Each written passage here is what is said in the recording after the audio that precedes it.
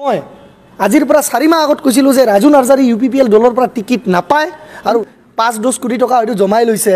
সেই টকা খৰচা কৰি ইলেকশ্যন খেলিলে লাগাव रायजोफोर नोंथांमोना ससियेल मिडियायाव नुखाबाय, निउस मिडियायाव नुनो मोनखाबाय। मा नुनो मोनदों? पृथ्वीराज नारायण देबमेसआ दिनै गारमा फुवारग्लाबनानै मा बाथ्रा बुंगासिनो दङ। नोंथांमोना नुखाबाय नङा होमबा? खाम्फा बरगयारी सारा बै समाव बुंदोंमोन, नाथाय खाम्फा बरगयारी सारा बांद्राय गाज्रि बाथ्रा बुङाखैमोन। एसेबां माने खाम्फा बरगयारी सारा इसेबां माने गाज्रि बाथ्रा बेखौ बुङाखैमोन, पृथ्वीराज नारायणखौ बुङाखैमोन। नाथाय दिनै बिथाङा ओरैबायदि गिदिर बाथ्रा बुंबाय, ओरैबायदि लाजि फोनांबाय जे खाम्फा बरगयारीनो भट होनांगौब्ला बै थाइलेण्डआव थानाय बबेयाव थानाय माने हिनजावफ्रासो होगोन जाहैदों। बिराद असमान खालामबाय, बिराद अपमान खालामबाय। आं बेखौनो दिनै गोमोदों आरो शक जादों जे बिथांनो इसेबां माने बाथ्रा बुंनो हानाय साहसखौ सोर होखो।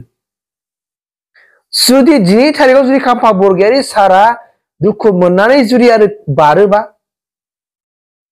आरो बिदि जानो थांगासिनो दंखायो।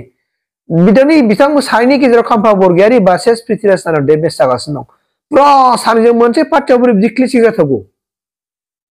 दे दिनै नोङो नुदों BPF राजखान्थि हान्जाखौ फेदेरनो, फोलावनो, फोजौनो, फुवारनो थाखाय खामानि मावगासिनो दं होननानै बुङोबा मेल मिटिंआव दिनै गागासिनो दं रायजो राजाफोरजों, बबेबा जयनिं प्रग्रामाव, बबेबा जयनिंआव थाङै लैहोर खामानि मावगासिनो दं खाम्फा बरगयारीया। नाथाय पृथ्वीराज नारायण देबमेसआ दिनै न'आव केब्ला जनानै जेब्लानाखि पेनेल लिस्टआव नाम ओंखारनाय लोगो लोगो आयौ दिनै न'आवनो जयै माने मेल मिटिं होगासिनो दङ एबा मिडियायाव बुंगासिनो दङ। नाथाय बबे मेल मिटिंआव दिनैसिम नुफेराखै बेखौ। मेल मिटिंआव थानाय रायजोफोरनि गेजेराव लेक्सार होनायखौ आं नुवाखै। बिथाङा दाख्लै समाव मोनसे बुंदोंमोन, जेब्लानाखि गावनि नामा फाइनाल लिस्टआव ओंखारगोन अब्ला बिथाङासो मेल मिटिं खालामगोननो। लाजिथाव बाथ्रा। पेनेल लिस्टनि नाम ओंखाराबा माने बुङो आरोना, पार्टिनि थाखाय खामानि मावनाय नङा बेयो होनब्लाय। अब्ला बेफोरबायदि दैदेनगिरिखौ मानो नांगौ?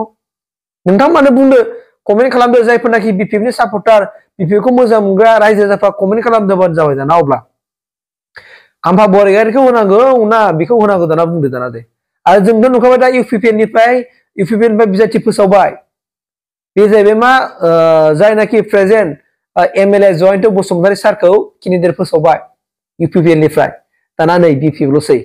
दाना BPFआ बे समावनो क्लेसिं जागासिनो दङ। सासेथ' एंगारखाबाय, प्रमिलानि बायदियावथ' एंगारखाबाय। खिन्थु खाम्फा बरगयारी भार्सेस पृथ्वीराज नारायण देबमेस जागासिनो दङ। अब्ला मोननै पार्टियाव जुदि थरखा-थरखि जागासिनो दं, बेखौ नायबाय थाखो मानो हाग्रामा सारा? इमिडियेट होनानै होदो दानो, नामखौ फोसावनानै होदो, अब्लानो सिरि थागोन। नाथाय दिनै खाम्फा बरगयारीया भाइस प्रेसिडेन्ट जानानै बेयो दिनै पार्टिनि खामानि मावगासिनो दङ। मोनफ्रोमबो मेल मिटिंआव दिनै बाहागो लानानै रायजोफोरजों सुखु दुखु रायलायगासिनो दङ। नाथाय फारसेथिं न'आव जिरायनानै पृथ्वीराज नारायण देबमेसआ न'आव जिरायै लेक्सार होगासिनो दङ। गावनि मुङा माब्लादि गाखोगोन बेखौसो नायगासिनो दङ। स' बेफोर दैदेनगिरि जायो नामा? नोंथांमोना बुंदो, बेफोरबायदि मानसिया दैदेनगिरि जायोबा नोंसोर भट होगोन? एसेबां बिगाब बुंबाय खाम्फा बरगयारीखौ जे खाम्फा बरगयारीया गावनि समस्थियाव देरहानो हायाखै, फिसा बे मोनसे काउन्सिल इलेक्सनावनो, आरो बेबायदि मोनसे गुवाराव बोरै देरहानो? नोंलाय देरहागोन बोरै जेनेबा? गावहा मालाय मा फिल्ड दं जेनेबा? खाम्फाखौ बुंनो हालायलायनाय गावहा मा फिल्ड दं? बबेनिफ्राय माला ओंखारनानै बेसेबां बिदि जाफैखो? गावखौ सोर मा फिल्ड जाखो जेनेबा गावहा? ना गावहा बर'नि राजखुंगुर बिमुं मोननायखाय गावनो बयबो बिराद भट होगोन नामा? गावहा बिदि मोनसे बिसासाव जादों खोमा। आंथ' बिदिसो होनो दा। स' बिराद मोनसे डेन्जारेस जाबाय दै। आङो बिराद मोनसे शक जादों। ओमफ्राय आङो भिडिअखौ दा जोबनायाव होना होनोसै। बिथाङा मा बाथ्रा बुंदों, मा बुङा, ओरैबायदि गेदेर खोथा बुंदों ना, आयौ गिखायो आं बेबायदि गिदिर खोथा खोनाबा। बाब गारमा देरगाजोबखाबाय। स' पृथ्वीराज नारायण देबमेसखौ होनो नाङा, आरो जुदि जाथाराबा सानैखौबो केन्सेल खालाम। खाम्फा बरगयारीखौबो केन्सेल खालामदो, पृथ्वीराज नारायण देबखौबो केन्सेल खालामदो, प्रमिला रानी बायदिखौ होनानै होदो, क'क्राझारनिफ्राय होनानै होदो। आरो नङाबा खामानि मावनायखौ नायनानैसो नालाय, रायजो राजाखौ मोजां मोनजानाय खामानिखौ मावनायखौ नायनानैसो जे मानसिखौ टिकेट होनांगौ नालाय, गतिके खाम्फा बरगयारीखौनो होनानै होदो। बे पृथ्वीराज नारायण देब मेसालिमा दिनै बियो जुदि पार्टिनिफ्राय ओंखाराबाबो खुनु मोनसे रावबो मानसि ओंखारफाया रावबो थाङा बेखौल' सोर सिनायो बेलाय माला पार्टियाव जइन जानाय मा खालामदों मा कन्ट्रिबिउसन दं जेनेबा बिपिएफआव नोंथांमोनानो बयबो नुयोना मिल मेचआव मा थाङा खिन्थु दाबायदियाव जुदि खाम्फा बरगयारिया जुदि टिकेट होआबा खाम्फा बरगयारि सारनो बिथाङा जुदि दिनै पार्टिनिफ्राय ओंखारनांगौबा बेजों बेसेबां मानसि थांफागोन बेजों खमब्लाबो 200-500 मानसि थांफागोन बेजों खाम्फा बरगयारिजों अब्ला बेखौ नायनांगोन हाग्रामा साराबो नायनांगोन खाम्फा बरगयारिनि टिकेट होखानांगोन होआबा खिन्थु बिपद जागोन मानोना पार्टियाव बिराद गिदिर खहा जानो हागौ जुदि सोरनो होआब्ला खाम्फा बरगयारि सारनो टिकेट होआबा आं होनखाबाय दे हाग्रामा बरगयारि सार মই আজিৰ পৰা 4 মাহ আগত কৈছিলোঁ যে ৰাজু নাৰ্জাৰী UPPL দলৰ পৰা টিকিট নাপায় আৰু ৰাজু নাৰ্জাৰীয়ে UPPL দলৰ পৰা টিকিট পালে 2 লাখতকৈ বেছি ভোট নাপায় তেতিয়া মোৰ কথা কোনেও বিশ্বাস কৰা নাছিল কিন্তু আজি সেই কথা কিন্তু সত্য প্ৰমাণ হ'ল তো আজি মই কৈছোঁ যে খাম্পা বৰগয়াৰী ডাঙৰীয়াই কৈছে যে পৃথ্বীৰাজ নাৰায়ণ দেৱ মেছকো আং চিনায়া কিন্তু তেওঁ পৃথ্বীৰাজ নাৰায়ণ দেৱ মেছ পুৰা নামটো জানে কিন্তু তেওঁ চিনি নাপায় তেওঁক মই এটা জ্ঞান দিব বিচাৰিছোঁ বেচেৰা তাৰমানে ডেপুটিশ্বিপৰ পৰা যেতিয়া গাড়ীৰ পৰা নামি গ'ল ডেপুটিশ্বিপটো নাই চৰকাৰতো নাই এইবাৰ বেচেৰা MCLতো নাই বেয়াকৈ হাৰিলে তো তাৰ ব্ৰেইনৰ অলপ বোধহয় তাৰমানে চাইক'লজিকেল প্ৰব্লেম হৈছে